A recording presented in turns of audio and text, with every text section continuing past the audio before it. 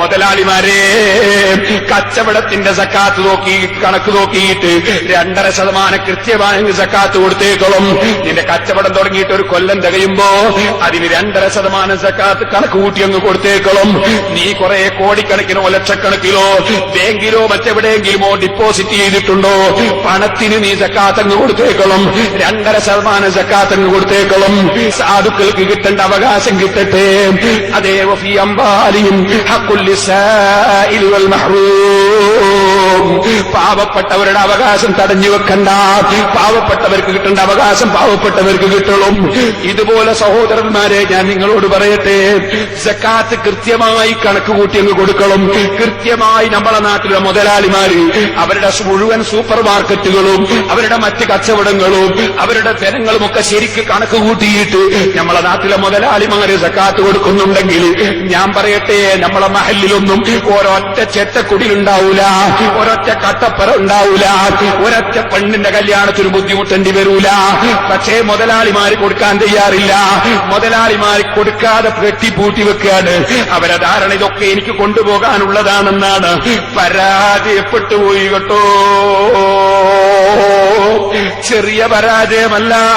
സക്കാത്ത് കൊടുക്കാതെ അള്ളാഹുവിന്റെ മുന്നിലങ്ങെത്തുമ്പോ അള്ളാഹു അവന്റെ ഖുർആനിൽ പഠിപ്പിക്കുന്നു, ഓ ജനങ്ങളെ, നിങ്ങൾ സക്കാത്ത് കൊടുക്കാതെ കെട്ടിപ്പൂട്ടി വെച്ചിട്ട് റബ്ബിന്റെ മുമ്പിലങ്ങെത്തുമ്പോ അതാ കെട്ടിപ്പൂട്ടി വെച്ച സാധനങ്ങള് അള്ളാഹു തആല വെറും ഒരു പാമ്പിനെ പോലെ ചവിടിയാക്കിയിട്ട് നിങ്ങളെ കഴുത്തിൽ അണിയിക്കപ്പെടും. അത് നിങ്ങളിങ്ങനെ മഹ്ശറേന്ന് കൊത്തിക്കൊണ്ടിരിക്കും. സക്കാത്ത് കൊടുക്കാതെ വെച്ച സ്വത്ത് ആരും ധരിക്കണ്ട. നീ മരിച്ചുപോയാ നിന്റെ സക്കാത്ത് കൊടുക്കേണ്ട സക്കാത്തിന്റെ കണക്ക് നോക്കിയിട്ട് ആ കണക്കനുസരിച്ച് കൊടുക്കേണ്ടത് മുഴുവനും സാധുക്കൾക്ക് തിരിച്ചു വെച്ചതിന് ശേഷമല്ലാതെ നിന്റെ മക്കൾക്ക് സ്വത്തവകാശം എടുക്കാൻ പാടില്ല, നിന്റെ ഭാര്യക്ക് എടുക്കാൻ പാടില്ല, നിന്റെ കുടുംബത്തിന് എടുക്കാൻ പാടില്ല. എത്ര സക്കാത്ത് കൊടുക്കാനുണ്ടോ നിന്റെ ജീവിതത്തിൽ ഇന്നേ വരെ, എത്ര കൊല്ലത്തെ സക്കാത്തുണ്ടോ അത് മുഴുവനും കണക്ക് കൂട്ടിയിട്ട് അത് മുഴുവനും സാധുക്കൾക്ക് മാറ്റിവെച്ചിട്ടല്ലാതെ മുതലാളിന്റെ ഒരു കച്ചവടവും സ്വത്തവകാശം എടുക്കാൻ അനവകാശികൾക്ക് അധികാരമില്ല. നീ കൊടുക്കാതെ വെച്ചതുകൊണ്ട് അത് ഒഴിവാകുന്നില്ല. നിന്റെ സന്താനങ്ങളും നിന്റെ അവകാശികളും അത് കൊടുത്തിട്ടല്ലാതെ സ്വത്ത് ഭാഗിക്കാൻ പാടില്ല. അത് അവരുടെ അവകാശമാണ്. കൊല്ലം തികയുമ്പോ തന്നെ സാധുക്കൾ ഇതിന്റെ കച്ചവടത്തിന് കൂറുകൂടിപ്പോയി. ആരും കൂറുകൂടാതെ ബാക്കിയുള്ള കൂറുകാരെയും കൂടി മെല്ലെ അങ്ങട്ട് ഉന്തി നശിപ്പിച്ചിട്ട് എന്റെ കയ്യിലാക്കണോന്നല്ലേ നിന്റെ ചിന്ത. എന്നാ സഹോദരാ, നീ ഓർക്കണം, കൊല്ലം തികയുമ്പോ നിന്റെ കച്ചവടത്തിന് 2.5% പാവപ്പെട്ടവര് കൂറുകൂടിപ്പോയി കേട്ടോ. നീ കൊടുത്തില്ലെങ്കിലും അത് അവരുടേത് തന്നെ, അവരെ അവകാശം തന്നെ. ഇവിടെ കൊടുത്തില്ലെങ്കിൽ ആഖിറത്തിൽ നിന്റെ കഴുത്തിൽ അതാഭരണമായി ഖിയാമനാളിൽ അത് കഴുത്തിൽ കൊത്തുന്ന, കഴുത്തിലിടപ്പെടുന്ന പാമ്പിന്റെ കോലത്തിൽ അത് നിന്നെ കൊത്തി ശിക്ഷിക്കുമെന്ന് അല്ലാഹുവിന്റെ ഖുർആൻ പഠിപ്പിക്കുന്നു. ഒട്ടകത്തിന്റെയും മറ്റും സക്കാത്ത് നമ്മളെ നാട്ടിലില്ലാത്തോണ്ട് ഞാൻ പറയുന്നില്ല. അത് കൊടുക്കാത്തവന്റെ കഴുത്തിൽ ഒട്ടകം കയറിയിരുന്നിട്ട് അതിനെയും വഹിച്ചുകൊണ്ട് മഹ്ശറയിലേക്ക് വരുമെന്ന് അല്ലാഹുവിന്റെ റസൂല് പറയുന്നു. സക്കാത്ത് കൃത്യമായി അങ്ങ് കൊടുത്തേക്കളും, സദഖ നന്നായി അങ്ങ് ചെയ്തേക്കളും. ധനം എന്ന് പറയുന്നത് മനുഷ്യന്റെ മനസ്സിന് വല്ലാത്ത പിടുത്തമുള്ള ഒരു സാധനമാണ്. അതാ ഖുർആനിൽ അല്ലാഹു പറഞ്ഞു, ഇന്നൽ ഇൻസാന ലിറബ്ബിഹി ലകനൂദ് വഇന്നഹു അലാ ദാലിക ലശഹീദ് വഇന്നഹു ലിഹുബ്ബിൽ ഖൈരി ലശദീദ്. മനുഷ്യൻ നന്ദി കെട്ടവനാണ്. മനുഷ്യൻ പണത്തോട് വല്ലാത്ത സ്നേഹമുള്ളവനാണ്.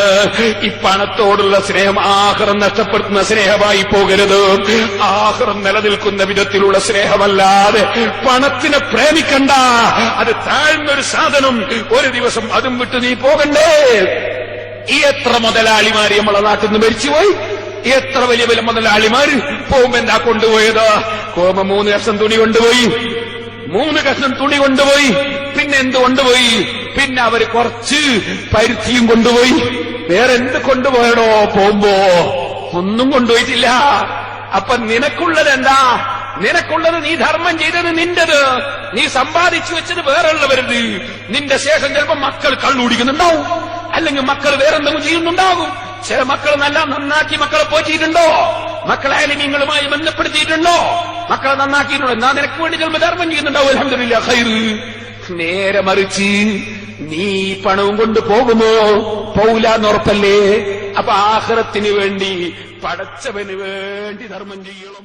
ഓ മുതലാളിമാരെ, കച്ചവടത്തിന്റെ സക്കാത്ത് നോക്കി കണക്ക് നോക്കിയിട്ട് 2.5% കൃത്യമായി സക്കാത്ത് കൊടുത്തേക്കളും.